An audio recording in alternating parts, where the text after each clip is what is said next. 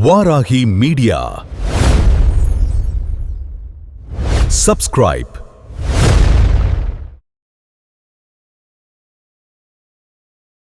Varahi media நேயர்கள் அனைவருக்கும் வணக்கம். நேற்று இதே நேரத்தில் தேர்தலுக்கு கருத்து கணிப்பு அப்படிங்கிற ஒரு நிகழ்ச்சி மூலமாக ஒரு கருத்துக்களை பதிவு செஞ்சோம். தவேகா மூலம் தமிழக அரசியலில் ஒரு மிகப்பெரிய தாக்கம் ஒன்று பதிவாகும். வெற்றி என்பது யாருக்குமான வெற்றியாக இருக்காது, தனிப்பெரும்பான்மை வெற்றி இருக்காதுன்ற மாதிரி நம்ம ஒரு கருத்து பதிவிட்டிருந்தோம். அதே போல்தான் இன்றைக்கு தேர்தல் முடிவுகளும் அமைந்தது. தனிப்பெரும்பான்மை ஆட்சி அமைக்க முடியாத அளவிற்கு தான் இருக்கிறது. தமிழக வெற்றி கழகம் மிகப்பெரிய அளவிலே தங்களுடைய வெற்றியை முதல் முறையாக பதிவு செய்திருந்தாலும் கூட தனிப்பெரும்பான்மை ஆட்சிக்கு இன்னும் ஓரில சட்டமன்ற உறுப்பினர்கள் தேவைப்படுகிறார்கள். நேற்று கூறியது போல தமிழகத்தில் அரசியல் மாற்றம் என்பது மிக பெரிய அளவில் ஏற்பட்டிருக்கிறது. இதற்கு முன்பாக இருந்த அதிமுக, திமுக மற்ற அமைப்புகள் எல்லாம் என்ன நினைத்தார்கள் என்பதை காட்டிலும் அவர்களுடைய உழைப்புகள் எல்லாம் என்ன என்று பார்த்தீங்கன்னா, இறுதியில் ஒரு வேட்பாளருக்கு நினைச்சது ஒரு வாக்காளருக்கு ரூபாய் 1000 தலைக்கு கொடுத்துட்டோன்னா எப்படினாலும் நமக்கு வாக்கு செலுத்திடுவாங்க அப்படிங்கிற நம்பிக்கையில் தான் எல்லாருமே இருந்தாங்க. இன்றைக்கி ஒரு கூலி வேலை பார்க்குறவங்க ஒரு நாள் வேலைக்கு சம்பளம் பார்த்துக்கிட்டிங்கன்னா 1000 ரூபா, இந்த மது இருந்துறவங்க பார்த்துக்கிட்டிங்கன்னா ஒரு நாளைக்கு 1000 ரூபாய்க்கு மேலேயே குடிப்பாங்க. ஆக 1000 ரூபாங்கிறது அவங்களுக்கு பெரிய தொகையாக தெரியலை ஒன்று. ஆக இந்த பணத்தை எல்லாம் வாங்கிக்கிட்டு அவங்க மனசாட்சிக்கு ஏற்றது போல் ஒரு வாக்கை செலுத்தி இன்றைக்கி ஒரு அரசியல் மாற்றத்தை உருவாக்கியிருக்காங்க.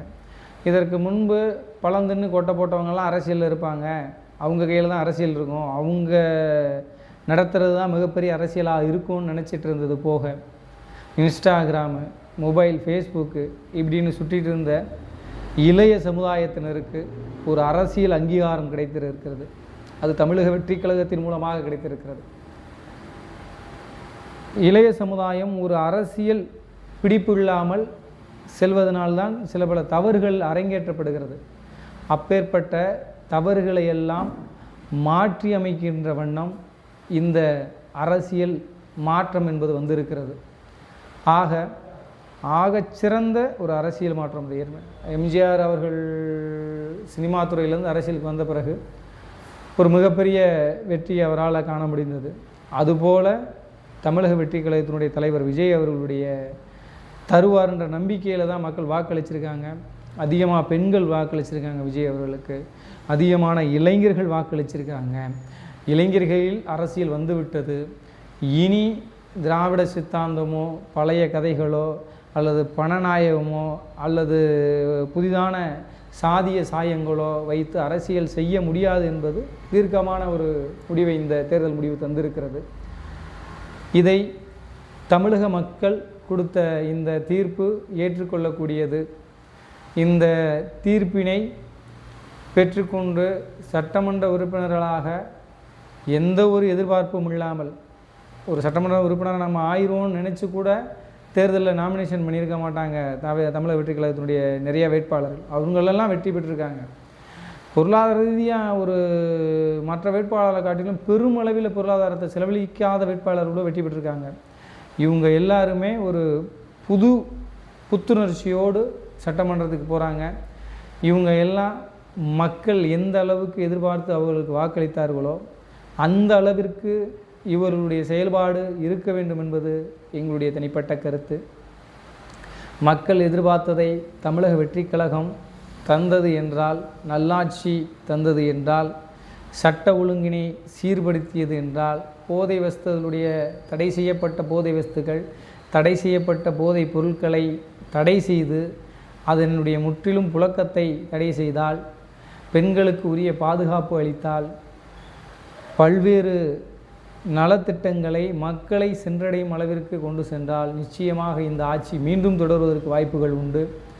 தமிழக வெற்றி கழகத்தினுடைய ஆட்சி என்பது நல்லாட்சியாக அமைய வேண்டும் என்று எங்களுடைய வாழ்த்துக்களின் தருணத்தில் கூறிக்கொள்கிறோம். நிச்சயமாக இந்த மாற்றத்தை தமிழக மக்கள் தந்திடுவார்கள் என்பது பெரும்பான்மையான திராவிட இயக்கங்களுக்கு தெரியாது. அவர்களெல்லாம் தமிழக வெற்றிக் கழகத்தை ஒரு பொருட்டாக நினைக்காமல் இருந்தார்கள். ஆனால் மக்கள் தமிழக வெற்றிக் கழகத்தை தான் ஒரு பெரிய பொருட்டாக எண்ணியிருந்தார்கள் என்பது இந்த தேர்தல் முடிவு தந்திருக்கிறது. புதுமுகம் சட்டமன்ற உறுப்பினர்கள், புதுமுக அமைச்சர்கள் என பல்வேறு மாற்றங்களை இந்த தமிழகம் காண இருக்கிறது. என்னென்ன மாற்றங்கள் எல்லாம் வரப்போகிறது என்பதை பொறுத்திருந்து பார்ப்போம். மக்கள் எதிர்பார்த்த மாற்றம் மிகுந்த ஆட்சி அமையுமா என்பதையும் பொறுத்திருந்து பார்ப்போம்.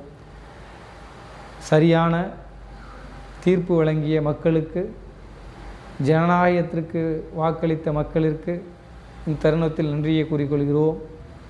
மீண்டும் நல்லாட்சியை இந்த தமிழகம் காணுமா என்று பொறுத்திருந்து பார்ப்போம். நன்றி.